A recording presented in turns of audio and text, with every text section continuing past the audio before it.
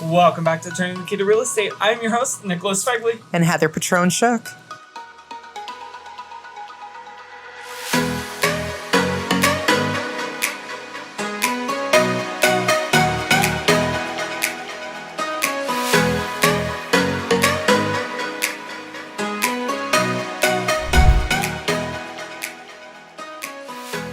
Well, everybody, Heather and I have an exciting guest for you guys today. Mathew Boyd is here to talk about his business, Couch Potato Flooring. And this is going to be interesting for a lot of us, especially the ones that don't know about flooring. So how are you today, Matt? I'm doing great. How are you guys? Good. How about you, Heather? I'm hanging in there. It's actually pretty warm today. Yes, So, yes, you know. it is. So Aries does not want to be in here with us. It's not a winter day for sure. No. And then, so this makes episode 2 to season 5. It's hard to believe we're at season 5 already, but we are here, guys. So, Matt, tell us how you got into flooring and why. Well, when I originally got into it, I wasn't even affiliated with Couch Potato or name. I was actually living in Tennessee. I already had a construction background, and I just bumped into some people that actually owned a flooring company, and I needed a job at the time. I want to say I was 19, just turned 19, something like that. I'm 40 now. So it was a while ago now, but no, and I just hit it off with them. It paid well, and I just never looked back. And that was in McMinnville, Tennessee, little hole in the wall town. So Oh, wow. So Yeah. then you came to this whole town. yeah, well, I like it better. It's more well-rounded, so Yeah, I agree. I didn't say it. I'm from Philly, so Still, I like your little town. Yeah, it's cute. It still has a lot of growing to do. Well, We'll leave it at yes, that. yes. So in your decades of flooring, what has made you stay? Mostly family. Here we've gotten to a niche of a business. It was already established by my father-in-law, and I don't know, it's comfortable, it's something we like to do. We don't just look at flooring as like a business to make money. We look at it as an art as well. It makes people happy. It changes the look of your home, keeps people comfortable, and it's things to that effect, honestly. Okay, so now we're gonna go back here. You said you were in flooring in Tennessee, and then you came here, and your wife's dad had a flooring company. So in that dating profile, it said flooring must be loved, or like how did that happen? So that's actually, I'll make it quick. I'll make a long story quick, if that makes sense. So I'm seeing must love dogs right Yeah. now, but flooring is dead. I love dogs too. All animals. But no, I actually lived in Florida for quite some time, which people also are like, what is wrong with you in Pennsylvania? Florida's great. Well, the Yeah, heat I is don't not like great that. all full time in Florida. Yeah. That's the problem with that. But no, I met my wife in Florida, and we worked at a little, it was called Dillard's, but it's kind of around here is like a Bon-Ton or a Boscov, like a department store. They would call me Al Bundy, which is funny because I worked in women's shoes, and that's where I met her, because I don't know, I just Feet, floor, shoes, got it. They all go hand in hand, even though they're feet and floors. But no, it was the only position commission paid and the highest hourly. So I was like, that's the one. I don't care what it is. I want that one. So Take it. yeah, and with my personality, I just sold really well in that position. So it was great. My now wife also worked in that position, and that's just how we met. Turns out her dad owned the flooring company at that point here in Pennsylvania, and they're all originally New Yorkers. So the company that we were started in New York and New Jersey. So then they kind of branched out here, and we originally were doing Home Depot's floors. So that's okay. Yeah. And then we did Home Depot's floors for about 15 years. So, Oh, wow. but at any rate, we wanted a better career. Florida is not a career type place to live. We have part-time jobs. Retirement. Yeah, it's a retirement state. So Yeah. we knew we wanted a family. We knew we wanted to progress in life. And we said, hey, let's go to Pennsylvania. We know we can walk into a job. I already had a flooring background, and again, it just fit, and Sorry, I was getting a happy. little concerned. Yeah, I don't have a From, sticker from on my feet car. to floors. Yeah, I don't have a sticker on my car that says that. That's They could, and it would justify it, but no, Right. not like that. But- So what would you say you guys see as a most common mistake people make with flooring when you come in to fix a job? Well, we get into a lot of do-it-yourselfers, Mhm. so that's probably a huge. I mean, YouTube can't teach you everything. Well, so it can but can't. So a lot of people will do what they think is right, even though sometimes that's not the case. You got to take a lot of elements to, humidities, moistures, Mhm. levelness. There's also direction to the floor with expansion and things like that people don't understand. A lot of floors are what they call temperature controlled floors, so you can't just keep your windows open year round. And if you come to us, we're going to facilitate those needs as far as the direction you need to take to make sure your floor outlives you, and that's kind of the idea. You want to pay for it once. You do in a sense also get what you pay for. So, with us, you're paying for our expertise as well. I had mentioned we did Home Depot for a long time, and one of our insights to that is we know how a box store works, and we know their dirty little secrets. So that makes us have the edge that a lot of companies don't also. 15 years of doing that will kind of get you the niche. We only did the labor, however, so we know their sales tactics.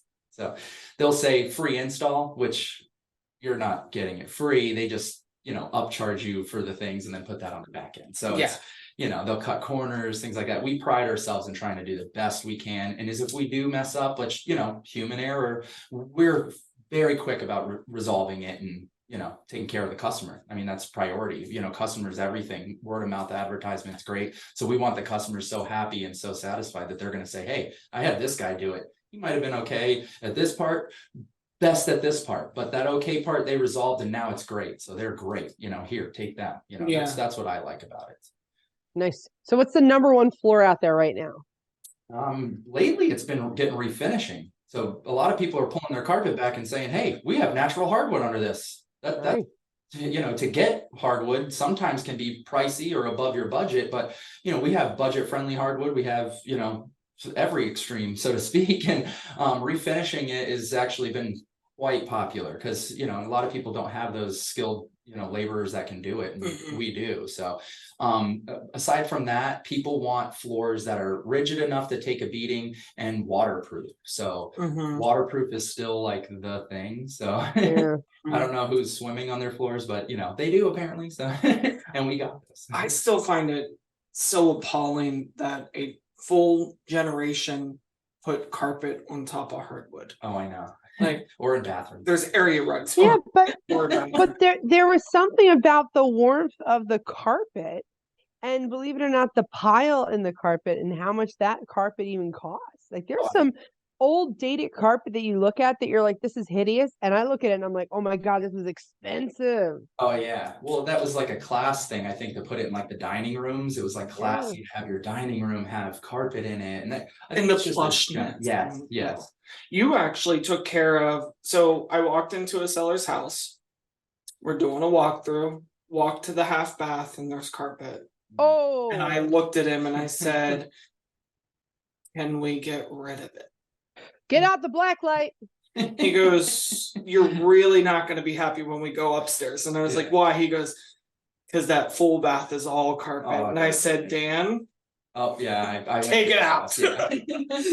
Get rid of it." Yeah, I believe that was his mother's house. It was. It wasn't his, but you Yeah. took care of that. Because Yeah, I'm like, yeah. we're not I selling did the same this. thing. I'm like, I'll re-stretch your hallway, but this has got to go. Yep. It'll improve the value, trust me. It But does. And when I'm He's a flipping great guy, through though. pictures online with buyers and I see carpet in the bathroom, like, so give me an idea. If I had a bathroom, and I'm not going to quote you to this and hold you to it, bathroom the size of this office, roundabout, how much would it be to take the carpet out and put down whatever you recommend? Well, you have hardwood, so I'd never suggest that, but yeah, this wouldn't be in a bathroom. But it was rip out and everything. I mean, I would guess this is probably 100 square feet. It 10 is by 10. 120 square feet. Okay, so Yeah. that's a pretty good guess. I know what I'm doing. Yeah. But it would also depend on materials. So if I gave you like a stock material, we could probably get you around $3 for the material. Labor goes up from there. So probably a little over $1,000, because with that tear out, labor, material, everything. I mean, that's not terrible. I mean, that's It isn't actually, when you guys think about that. Bathrooms are not going to be as big as this room is. So $1,000 to do that much, let's say your bathroom's probably going to be half of that, if not maybe even a little bit less, to then possibly gain 10, 15 on your home, that people aren't going to be grossed out. Exactly. How much urine is around that toilet? Oh, for sure. Plus we're changing your toilet. Oh, look at Heather's face. Yes.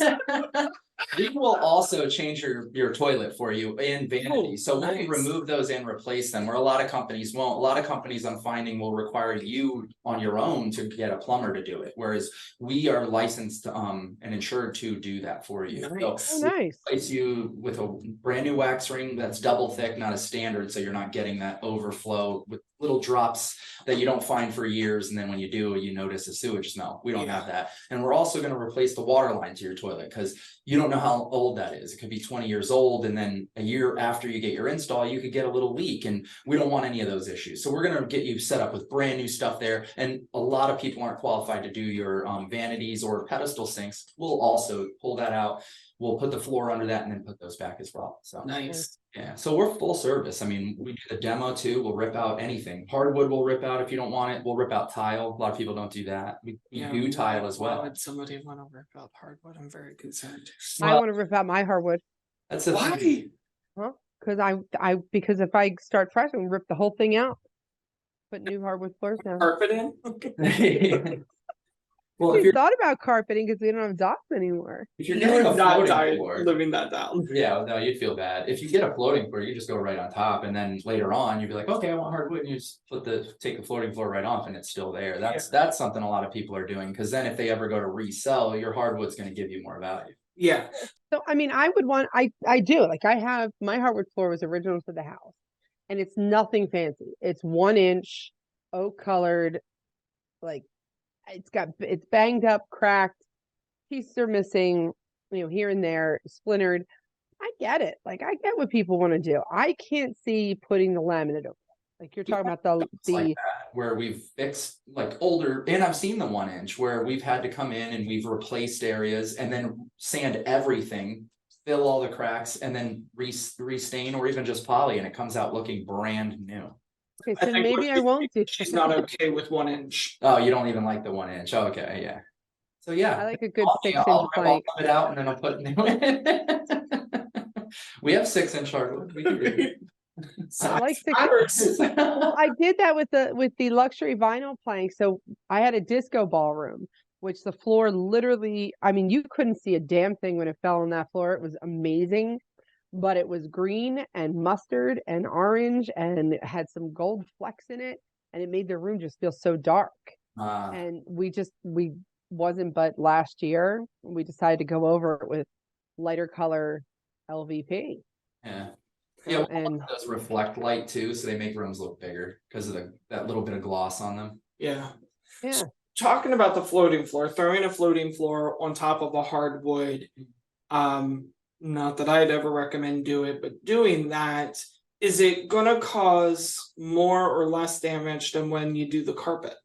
I would say less. I figured. And the reason less is because the only holes you're really going to make is where you attach the track for the transition at the doorway. Where you have carpet, you're going to do all the tack strip around the edges. Yeah. Now, even the padding. Yes, and the staples for the padding. Yes, unless you're doing a moisture barrier one, then you're going to do spray glue, where that's going to be, all over. Which again, we can remove all that and then resand it. So anything's repairable. It's just, are you going to want to pay for that? That's the additional charges or cost. And but also refinishing, sanding down, you're slowly taking. Yeah, you're making it thinner. Yeah, you're making it thinner. Eventually it's gone. Yeah, well, if it's natural hardwood, it should be minimal 3/4 of an inch. So you do have some to work with. You can only do it so many times though. Yeah. So it's, before you're kind of like, could I do it again? The wood does absorb everything. So you have to go a certain depth every time you sand it. So 16th to an 1/8 or what have you. So and then that depends on how many layers of whatever you're putting on it, you know, whether you're going to do stain, whether you're going to just do polyurethane, you know, and have a natural color.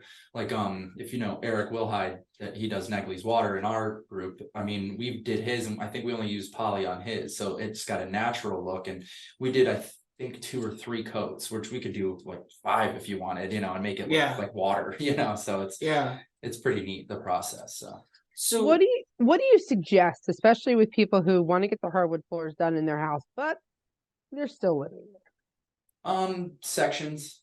Like we have a couple of hardwood refinishers. One in particular is just I like to describe him as an artist. He's just that good. Just for lack of another example, Eric, again, he did the living room and hallway and then went back and did the bedrooms. Kind of the same instance. I mean, you can only live in so much of the house because you can't walk on it for, you know, a day or two. So it's, you know, you can't even tell that he had a stopping point. You know, he blends it nicely. It looks really sharp. Awesome. Yeah. Do you guys cover Philly? You know, we cover anywhere for the right price. You're paying, we're going. We used to, so we were talking about Home Depot prior to that. We covered 15 Home Depots, and the furthest one away was State College from us. So that was 2 hours. So I mean, Philly's almost 4, I think. It's 2 hours. Oh, it is 2 hours? Okay. Yeah, so and I can do it in about an hour. Yeah, so I mean, if we had a job that was paying a good enough amount, we would go there. Like, we have a guy that lives in Allentown that works for us. So we have people that work for us that live in different areas that can attend to that side of Harrisburg or the other side or wherever. So yeah. So what would you say is the most recommended flooring for somebody who's like, it needs to be indestructible, I have large dogs and annoying children? I would say still a floating floor, either a laminate or a vinyl plank. And I know that a lot of people are hearing that and they'll be like, oh, laminate? But again, if you're talking to the right salesman, they're going to direct you to the wear layer and the correct brand. You know, branding, it's not always important, but it is to an extent when you're talking about specific wear layers. So the wear layer is a thin, clear layer on the top of the material that's going to stop your abrasions, your scratches, your gouges. They go in a different category each millimeter. So if you get the best one, then you can drop steak knives. You know, not that you're going to want to, but it's supposed to protect against a certain amount. If it's the lightest one, you're going to pay less, of course, but you got to be very careful on the floor. So again, it's like, if you do that, I mean, most of them are good for dogs' nails anyways, but if you're going to have it in the kitchen, or you're going to want to drop silverware on it on accident. Ooh. You know, you gotta think of that. If you go with like a 20 mil or a 12 mil, you're probably okay, but 20 is going to be better. So it's going to have a great wear layer on it. You can, you know, ride bikes on it and roller skate in the house, and you're most likely stilettos. Yeah, you're going to be nails, dog nails, and cat nails. Yeah. So all that would from a professional, is there ever a time and place for rolled laminate that you can buy at Home Depot or Lowe's? Like the sheet goods? Yep. So if you were going to have like a flip house or something, then maybe. To be honest though, we call it sheet vinyl or linoleum. So linoleum, correct. It is like come a long way, I will say. So we also still sell it, and there's different categories for that too. I mean, there's some's really good and then some's very so I call it contractor grade. If I got a laundry room and I just want to zhuzh it up before the holidays. Exactly. I mean, I'm going, you know, something simple and quick, you know, like my mother-in-law's coming and I'm sick and tired of her talking behind my back about the laundry room. So you said quick, that's a key word. So we have tons of stock inventory, and that's exactly for that. If you came to my office today and said, look, I have some people coming over 2 days from now, I'm going to be able to install you tomorrow. That's how quickly because I have stock stuff, whether you want sheet vinyl, whether you want a plank, whether you want carpet. And if it's the size job, I actually do have some hardwood sitting around that I could just be like, okay, you like this color or this color? Okay, you pick. I could put it in, you know, tomorrow. I have enough installers that I can organize that very well. The sheet vinyl thing, like you're saying, it's a perfect one for that. If you want just the laundry room or your powder room and you're just like, it's been so crummy, but I'm expecting people or whatever. Some of it looks really nice that you wouldn't even know that it's not planks. Some looks like wood plank, and in the texture on them now, there's even cushioned versions of it now. Interesting. So it's come a long way. It's not like it used to be.